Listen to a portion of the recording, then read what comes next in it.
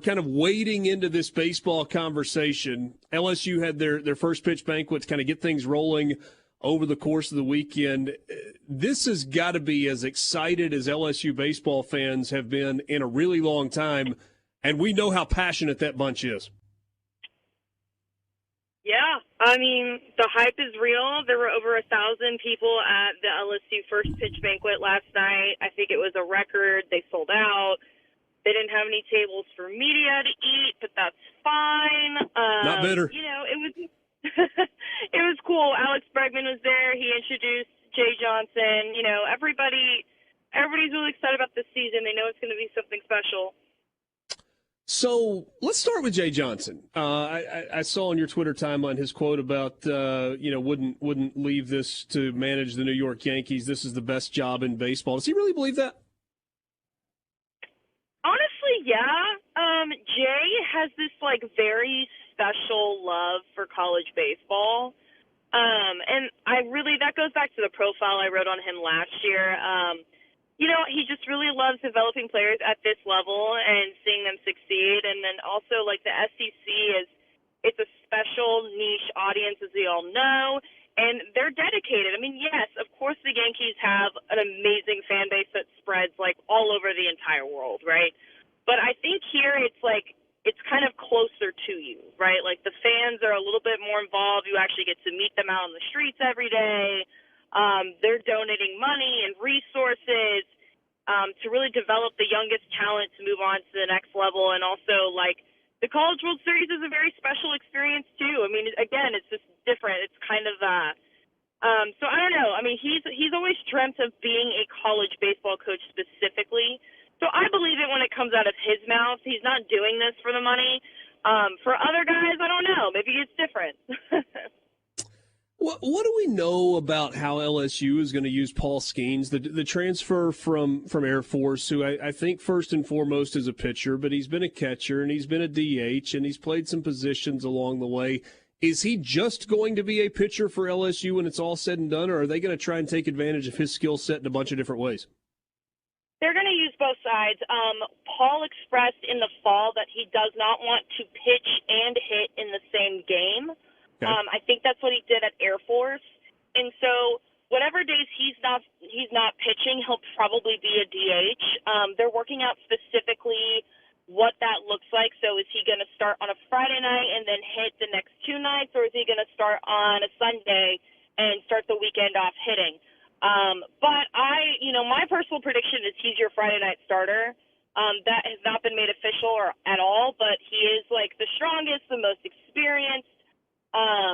He is a starting pitcher. He started at Air Force. Some people have said maybe he'll come in as a closer. No. LSU needs starters. He can eat up innings. He knows how to start. He's going to be a starter. So, yeah, that's kind of the layout for how they're going to use him. All right, so Jay Johnson says, yeah, we're going to figure out how to distribute the talent. But what your answer to that question immediately kind of puts my antenna up. You get Tommy White transferring in from NC State. You've got Trey Morgan returning at first base. Is Tommy White going to sit on the bench for 2 games a weekend if Paul Skeens is the DH when he's not pitching? You're talking about the guy that had 27 home runs as a true freshman last year. How's this going to work? No, because Tommy White came to LSU specifically. He chose a school that would let him play third base. Okay, so he is going to be at third. Okay. Yeah, he's a true third baseman. This is not a Jacob Berry situation. He loves playing third base. He's played third base his entire life, and he missed playing in the field. That's kind of part of the reason why he reopened his recruitment into the transfer portal. So, yeah, he will be playing third base. Trey Morgan will be at first. The bigger question is who's going to play at second. But Tommy White's going to be in the lineup every single game. Sorry to every other team. That's going to suck.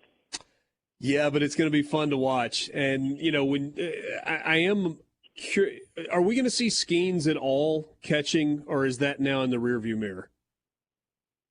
I think that's in the rearview mirror.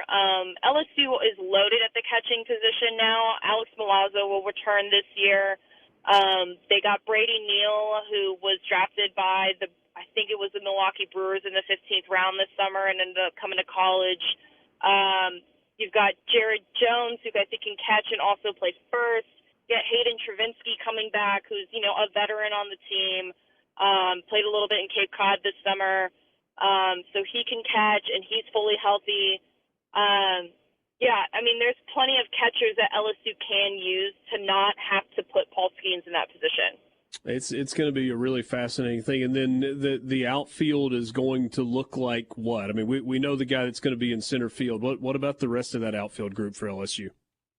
Yeah, I think Josh Pearson made a really strong case for himself last year at right field, and I think he played a little bit of left field also, so he's pretty versatile, and he's a strong guy in the lineup also. He's a really hard – his approach at the plate is really instrumental, especially in that leadoff position, which he kind of took on last year, so I think keeping him out of the lineup would be tough. Paxton Kling is this true freshman that has a lot of speed, also can hit some bombs. So I wouldn't be surprised if he takes that spot at left field.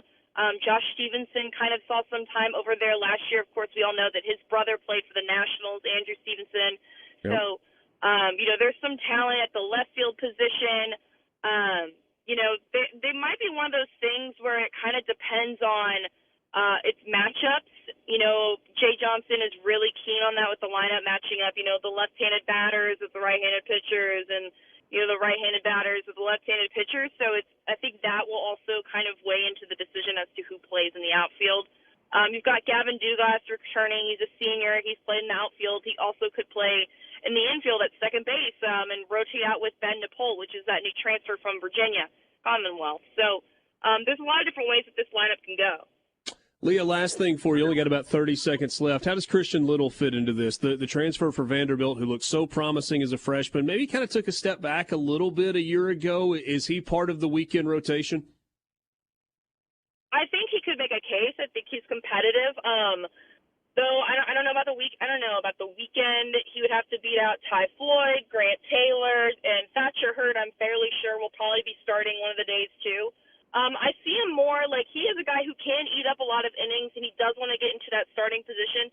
He'll be playing here, for another year, so he could be a starter next year. So maybe you see him as like a mid-game reliever.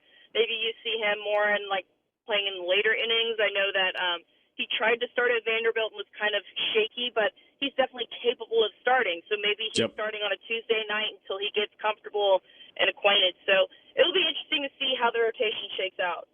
I'll get started on February 17th. That's an LSU preview. Leah, thanks so much for your time.